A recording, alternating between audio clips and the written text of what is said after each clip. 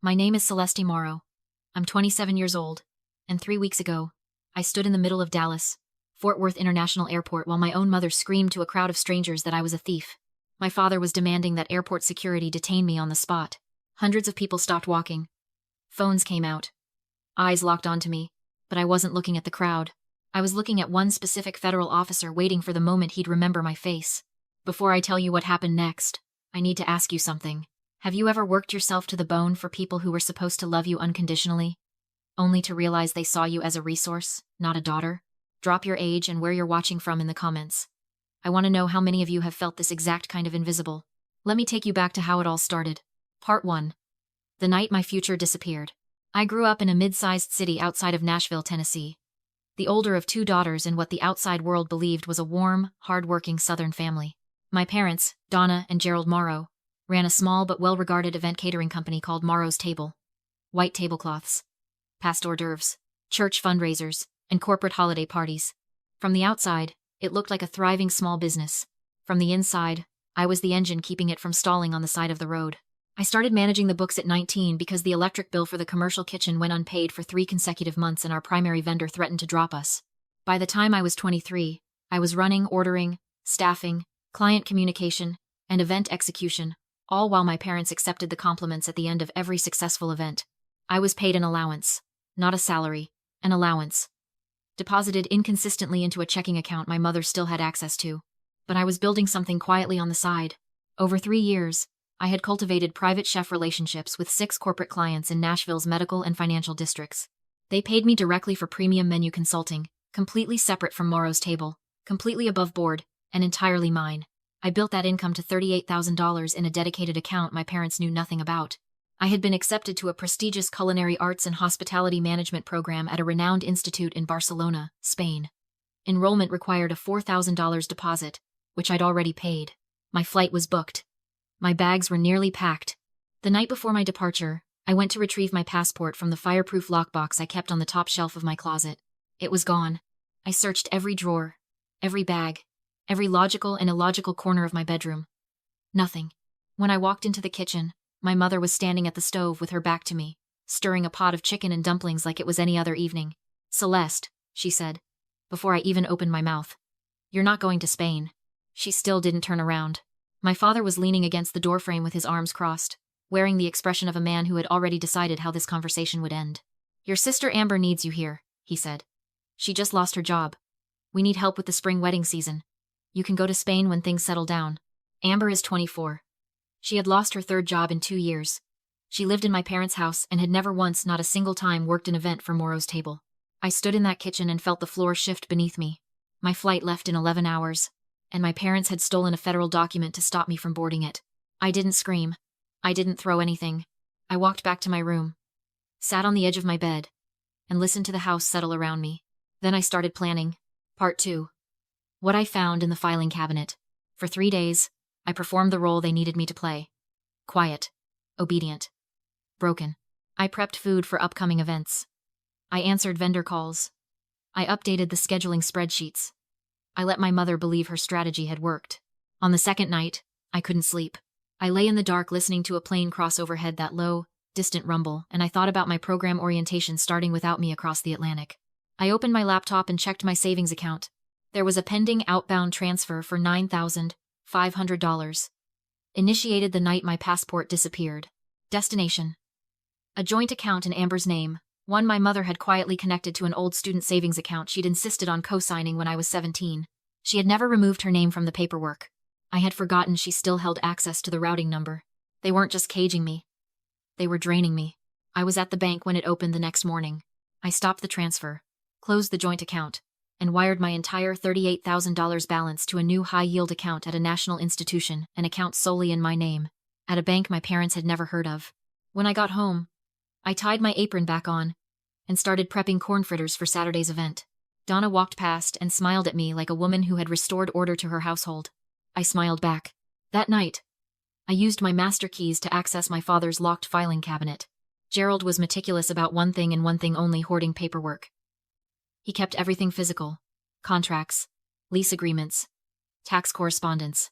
I was looking for a specific piece of mail. 3 weeks earlier, He had intercepted an IRS envelope, addressed to me personally, not tomorrow's table, and told me it was a clerical error. I found it in the back of the bottom drawer. It was a notice of intent to levy for unpaid payroll taxes totaling over $63,000. Issued to me, Celeste Morrow, individual taxpayer, not to the business entity. I pulled out the operating agreement binder and flipped to the amended corporate structure page. 2 years ago, Gerald and Donna Morrow had transferred 100% ownership of Morrow's Table LLC into my name. My signature forged was notarized at the bottom of the page. The handwriting on the notary's certification belonged to a woman who attended my mother's Bible study group every Wednesday. I sat in the dark of that office for a long time. They hadn't just stopped me from leaving because they needed a cook. They had stopped me from leaving because if I walked out the door, a failing LLC with a 6-figure federal tax problem would be sitting entirely in my name, with no one left to absorb the consequences.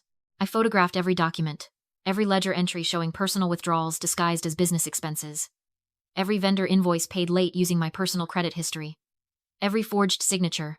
I compiled everything into an encrypted folder and sent it to the one person I trusted completely. Part 3. The woman who knew how to fight back. Her name was Renata Cole, my father's estranged sister. Renata had cut contact with the Morrow family 8 years earlier when Gerald attempted to borrow against her home equity to float the catering business. She had been a licensed CPA and forensic accountant for over 20 years. She saw exactly what my parents were doing before I did. She had reached out to me 6 months prior through a secure message, warning me to document everything. I hadn't fully understood why, until that night in the filing cabinet. When I sent her the photographs, she called me immediately. "Celeste, this is tax fraud and identity theft," she said. "And we have to move quickly and carefully." She had already located a corporate attorney in Nashville, a woman named Patricia Ewan who specialized in hostile LLC dissolutions and asset protection litigation. Renata also told me something that stopped my breath cold. My mother had called the U.S. State Department 3 days earlier. She had used my full legal name, my date of birth, and my social security number to report my passport as stolen on a recorded federal line. My original passport wasn't just hidden in a drawer somewhere. It had been flagged in the federal system. If I had somehow found it and tried to use it at an international terminal, I would have been detained by Customs and Border Protection agents before I reached the gate. Donna Morrow had weaponized a federal security protocol to hold her own daughter hostage. Renata had contacts. She helped me navigate the emergency expedited passport process through a federal agency office sworn affidavit, proof of stolen document, expedition fee paid by cashier's check from my new account. 10 days. That's how long it would take. I went home and made biscuits. Part 4. Setting the stage. Over the next 10 days, I dismantled everything quietly. I removed my personal credit card from every vendor autopayment account. Morrow's Table relied on the food distributor, the linen service, the equipment rental company. All future orders would require cash on delivery. Without my credit as collateral, the business had no purchasing power. I contacted the hospitality program in Barcelona and was granted a 2-week enrollment deferment. My spot was held. I booked my real flight and international departure to Spain, early on a Saturday morning. Then I planted a decoy. I printed a fake domestic itinerary. A flight to Charlotte, North Carolina, departing at 4 p.m. that same Saturday afternoon, and left it tucked into the pages of a food industry magazine on the kitchen counter, just visible enough for suspicious eyes. 2 days later, I watched my father find it. He read it, folded it back exactly as he'd found it, and walked away with a satisfied expression. He thought he knew my plan. He thought he had time. When the confrontation finally came, Amber had gone through my room and found my packed suitcases under a canvas drop cloth in my closet. My mother produced a handwritten document demanding I sign over my personal savings to cover family operating costs and household contributions. The threat was explicit. Sign it, or be put out of the house that night. I took the paper, folded it into thirds, and put it in my apron pocket. "No," I said. One word. My father used his voice the way he always had, loud enough to fill a room, sharp enough to make you feel small. He told me I was ungrateful. He told me everything I had was because of them. I walked him through the math, calmly, like I was explaining an invoice. 80 hours a week. 52 weeks a year. 3 years. Standard executive chef compensation in the Nashville market. Minus the inconsistent allowance they'd deposited. The number they owed me was somewhere around $140,000. They didn't owe me gratitude. I owed them nothing. My father told me to go to the storage room above the kitchen and think about my behavior. He locked the door with an exterior deadbolt. He gave me 4 uninterrupted hours with my laptop, a full battery, and a cellular signal. I used every minute. I filed the corporate dissolution paperwork through the state business registry portal, scheduled to execute automatically at 7 a.m. on the Saturday of my flight. Patricia Yuen had everything prepared. I finalized the dossier, forged operating agreements, the IRS levy notice, the recorded audio of my mother once casually admitting to a friend that she'd handled my banking security verification by impersonating me over the phone, and the handwritten extortion contract. I sent a complete copy to Renata for safekeeping. When my father unlocked the door the next morning, I walked past him without a word, tied my apron on, and mopped a floor that was already clean. Part 5. The Escape. I left at 2:15 the morning. Dark clothes. Both hard-shell suitcases. The wheels crunching on the gravel driveway. Before I left the kitchen, I did one final thing. I wiped down every stainless steel surface until it reflected light like still water. I checked the walk-in cooler, the shelves I'd deliberately left empty. Amber's birthday brunch, the one my parents had promised her wealthy college friends would be catered by the family business, was 12 hours away. I hadn't ordered a single item. I folded my worn catering apron into a precise, flat rectangle and placed it on the center prep table. I set my mother's extortion contract beneath it, with the blank signature line facing up. Then I walked out the back door into the Tennessee night. The motion sensor floods came on halfway down the driveway. My father burst onto the porch in a bathrobe, shouting for me to stop. I kept walking. Renata's car was waiting at the end of the drive, engine idling, headlights dark. She popped the trunk without being asked. I loaded my bags, got in, and we pulled away while Gerald was still standing on the lawn, shouting into the dark. A mile down the road, Renata turned on the headlights. "Walk-in empty?" she asked. Eyes on the road. "Not a single egg," I said. She smiled. Part 6. The Airport. By the time we reached DFW, we'd driven to Dallas for the international departure, specifically to create distance from Nashville area airport contacts. My parents might leverage Renata had received an alert through a former colleague in Federal Transit Security. Gerald had called airport dispatch. He'd reported a fleeing corporate embezzler. He'd given them my name, my physical description, and the fake Charlotte itinerary. He'd triggered a security flag at a major transit hub based on fabricated claims. I walked into that terminal steady, with my new expedited passport in my jacket pocket and my encrypted digital drive in my hand. I was nearly to the international security corridor when I heard my mother's voice slice through the ambient noise of the terminal like a fire alarm. "Somebody stop her, she's a thief, she stole from our family." Donna and Gerald had driven through the night. They'd gone straight to the domestic gates, looking for the Charlotte flight that didn't exist. Realized the deception, and calculated my real trajectory. I stopped walking. I turned around. They looked wild, undone in a way I had never seen. My mother's composure, the pearls and the pressed linen she armored herself with, was completely gone. My father's chest was heaving. I set my suitcases on the polished floor in front of me. I stepped back from them. I placed my hands openly at my sides. I did not run. I did not raise my voice. Travelers circled. Phones rose. Airport police responded to the dispatch call, and with them drawn from the international screening corridor, 2 Federal Customs and Border Protection officers. My father turned to the officers immediately, puffed up with the confidence of a man who believed authority would simply do as he directed. "This woman is a criminal," Gerald announced. "She destroyed our business and she's fleeing federal jurisdiction. I want her detained and those bags searched." The lead CBP officer stepped forward. He was tall, direct, the kind of presence that made loud men suddenly remember to lower their voices. He took my passport, opened it, scanned the photo page. He looked up at my face, and then something shifted in his expression. "Celeste Morrow?" he said. "Yes, sir," I replied. "Officer Denton." His name was Marcus Denton. 2 years ago, Morrow's table had catered the annual regional awards dinner for federal law enforcement personnel at the Omni Hotel in Nashville. Gerald had accepted the contract and then severely understaffed the event. I had worked a 4-hour solo shift to feed 280 officers a 4-course plated dinner. At the end of the night, Officer Denton had come into the kitchen, found me scrubbing sheet pans at midnight, and shaken my hand. He told me it was the finest event service he had witnessed in his career. He remembered. Part 7. The truth. Out loud. What happened next took less than 20 minutes but felt like 3 years collapsing into a single, quiet moment of clarity. I showed Officer Denton my banking records, every deposit into my private account, traced to independent corporate clients, taxed under my personal identification. I handed him the encrypted drive containing the forged operating agreements, the IRS levy addressed to me personally, the audio recording of my mother's casual admission of impersonation, and the handwritten extortion demand. I explained the passport, how Donna Morrow had called the State Department, used my personal identifying information, and deliberately flagged my document to ensure I would be detained by the very officers now standing in this terminal. My mother tried to cry, She dropped her hands from her face the moment Officer Denton read the extortion contract. The crying stopped. Gerald tried to interrupt twice. Officer Denton raised one hand and Gerald went silent in a way I had never seen in 27 years. The local airport officers moved to flank my parents.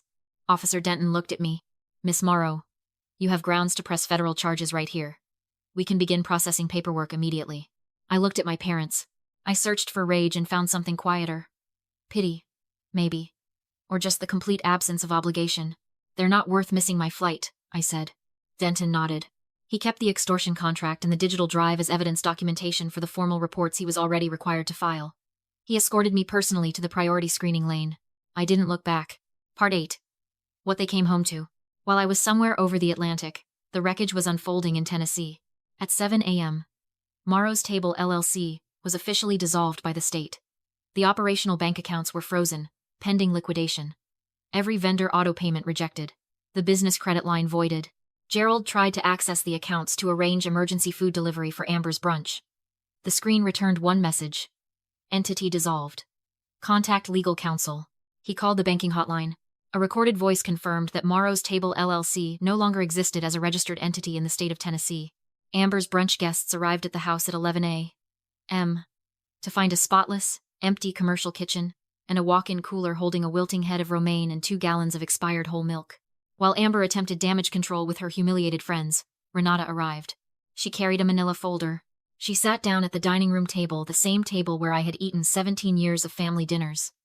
And she laid out the documents in front of every relative who had texted me in the days prior with lectures about respect and family duty. She played the audio of my mother impersonating me on a federal call. She showed them the forged signature. She showed them the extortion note in my mother's handwriting. The room went silent.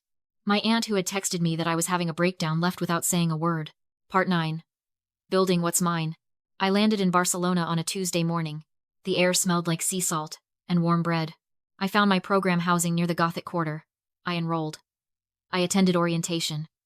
I shook hands with professors who judged me only on what I produced, not on what I was willing to sacrifice. My phone had flooded with voicemails during the flight. My father's voice, that voice that had once made me shrink, sounded genuinely small. He asked me to undo the dissolution. He asked me to call the IRS on their behalf. He asked me to wire money.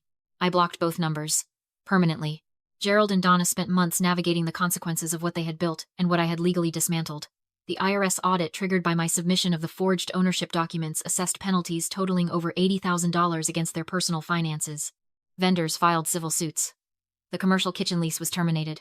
Patricia UN filed a countersuit for $140,000 in unpaid wages the moment they attempted to sue me for abandonment of the business. Their attorney withdrew the lawsuit within 48 hours of receiving the evidence package. Gerald's name was quietly removed from 2 professional organizations in the Nashville business community. Donna stopped attending the church, where people had known her as a pillar of the community. Amber got a job. Her first real one. She worked mornings at a bakery near her apartment, arriving before sunrise to prep pastry cases, going home smelling of butter and sugar, her feet aching, her hands rough in ways she'd never experienced. She was living the life she had assumed was beneath her, and I was building the life I had always deserved. Part 10. The view from here. I graduated at the top of my cohort. Before the ceremony, I opened a white box that had been delivered to my apartment. Inside was my new chef coat. Tailored. Crisp white Egyptian cotton with a standing collar. Embroidered on the left chest panel in navy thread. Executive Chef Celeste Morrow. I thought about the frayed, stained apron I'd left on that prep table in Tennessee. That apron was a garment of servitude worn by someone who had no choice. This coat was different. This was earned. Renata flew to Barcelona for the ceremony. She brought flowers and a bottle of Spanish cava and no unsolicited advice. That is what real family looks like. I now manage culinary operations at a boutique hospitality group, with properties along the Mediterranean coast. My mornings involve reviewing menus with chefs who respect my palate and my precision. My evenings sometimes involve sitting on a terrace with a glass of wine, watching the light go down over the water. I don't carry anger. There isn't room for it. But I want to leave you with the truth that took me 27 years to learn. Love is not a bill that children owe their parents for the cost of existing. The people who raised you do not own your future. They do not get to hold your documents, drain your accounts, or weaponize family loyalty to cover their own failures and call that love. If someone in your life is demanding that you shrink yourself to make room for their comfort, if they are treating your potential as a threat rather than a gift that is not family, that is captivity, with a familiar face. Boundaries are not walls that keep people out. They are doors. You hold the key. You decide who enters. I locked that door 18 months ago. I have not once wondered whether I made the right choice. If any part of Celeste's story resonated with you, if you've ever felt like the engine in a family that never once asked if you were running on empty, share this with someone who needs to hear it. And subscribe to follow along for more stories about real people finding their way back to themselves.